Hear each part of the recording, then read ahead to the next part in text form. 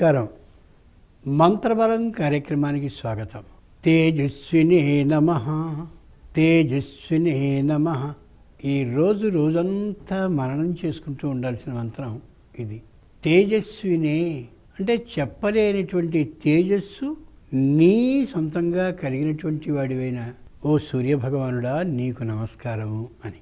లోకంలో విశేషం ఉంది. మనం ఇక్కడ కూర్చున్నటువంటి సందర్భంలో ఎక్కడి నుంచో ఒక విద్యుత్ దీపాన్నో లేక మరో విధమైనటువంటి ప్రకాశాన్నో మన మీద వేస్తే మనకి ప్రకాశం లేదు, కానీ మనం ప్రకాశవంతంగా మంచి వెలుగులలో కనిపించేలా, వెలుగులతో కనిపించేలా ఎక్కడి నుంచో మన మీదకి వెలుగు పడుతూ ఉంటే మనం కనిపిస్తున్నాం.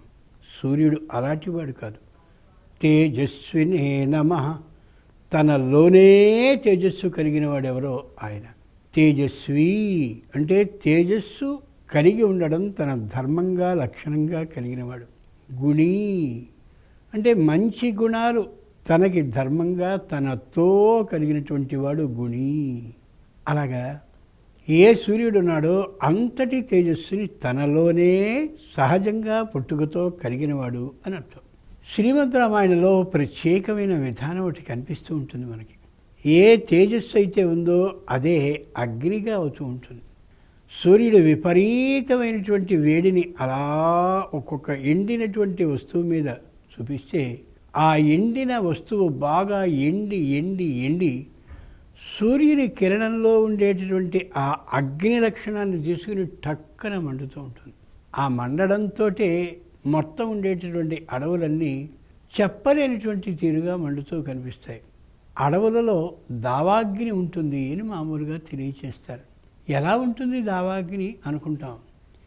ఎండినటువంటి చెట్లు రెండు గాలికి కదులుతూ ఒక చెట్టుకి ఒకటి రాసుకుంటూ ఉంటాయి.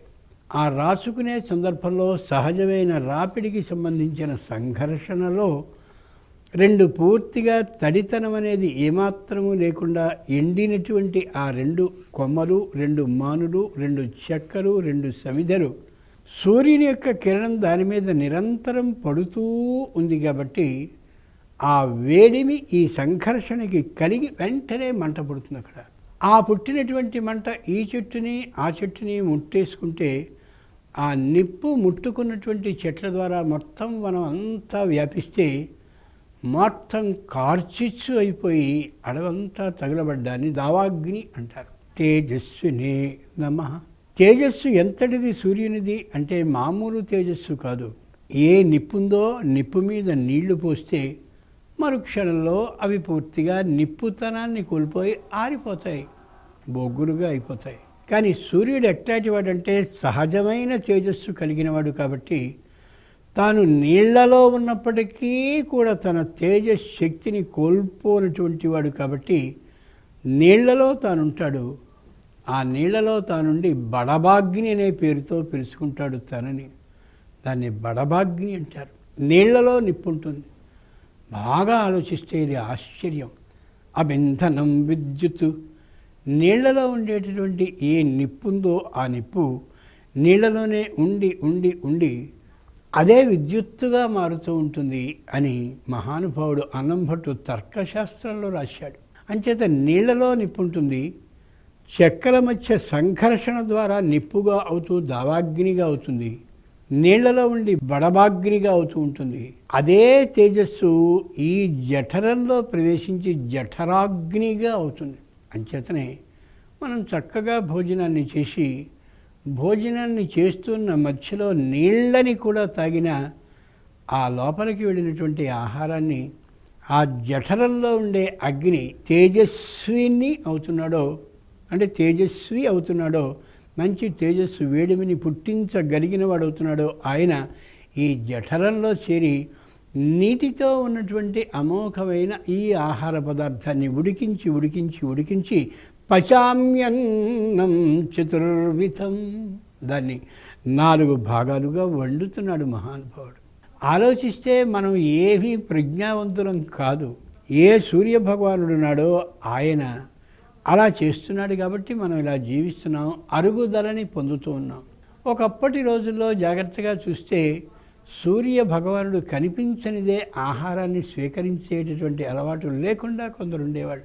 అమ్మమ్మ ఇప్పటికి 10 రోజులైంది, అలా వర్షం వస్తూనే ఉంది, సూర్యుడు రాలేదు, తిను నువ్వు ఈవేళ మాకందరికీ నీరసంగా ఉంది, భయంగా ఉంది అని మనవాళ్ళు అంటూ ఉంటే, ఏం పర్వాలేదురా, సూర్యభగవానుడికి కరుణ లేకపోతుందా? ఈ జఠరాగ్ని ఎంత వేడిమితో ఉంచాలో వాడికి తెలుసు, ఏ ఇబ్బంది లేదు అని ఆయన మళ్ళీ ఇంకో 5-6 రోజుల పాటు సూర్యుడు రాకపోయినా ధైర్యంగా ఉండగలిగేందుకు కారణం ఏంటంటే తేజస్వి ఆయన. లోపల వ్యక్తి జీవించి ఉండాల్సినంతటి వేడిమిని పుట్టిస్తూ ఒళ్ళు చల్లబడకుండా చేశాడు కాబట్టే వాళ్ళు అలా చేయగలిగారు. అంతటి సహజమైన తేజస్సుని కలిగినటువంటి ఏ మహానుభావుడైన సూర్యుడున్నాడో ఆ సూర్యుడు శరీరం నిండుగా తన వేడిమి కిరణాలని ప్రసరింపజేస్తూ వ్యక్తుల్ని ఉచ్ఛ్వాస నిశ్వాసలు కలిగే వాళ్ళలా చేసి జీవింపజేస్తున్నాడో ఆ సూర్యుని యొక్క శక్తిని కళ్ళలో తలుచుకుంటూ తేజస్వినే నమః, తేజస్వినే నమః అనుకుంటూ ఉండాలి ఈ రోజంతా కూడా. ఆలోచించి చూడండి, ఆ తేజస్సు ఏదైతే సూర్యుడి నుంచి వచ్చింది ఉందో అది లేకపోయిన పక్షంలో శరీరం చల్లబడిపోతుంది. బాగా చల్లబడిపోయిన తర్వాత ఇంక ఈ వ్యక్తి మరణించాడు అని చెప్పి తీసుకుపోతారు. కాబట్టి తేజస్వినే నమః, నా శరీరంలో తగినంతటి తేజస్సు ఉండేలా చేసి నా శారీరకమైనటువంటి మానసికమైన ఆరోగ్యాన్ని పరిరక్షించవయ్యా అని ప్రార్థిస్తూ ఏ సూర్యునికి ప్రీతికరమైన పుష్యమాసం ఉందో ఆ పుష్యమాసంలో సూర్యుడిని ఇలా ప్రార్థించినట్టయితే ఏ విధమైన అనారోగ్యము కలిగే అవకాశం ఉండదు. కాబట్టి రోజంతా మననం చేసుకుంటూ ఉండాల్సిన మంత్రం తేజస్వినే నమః, తేజస్వినే నమః. స్వస్తి.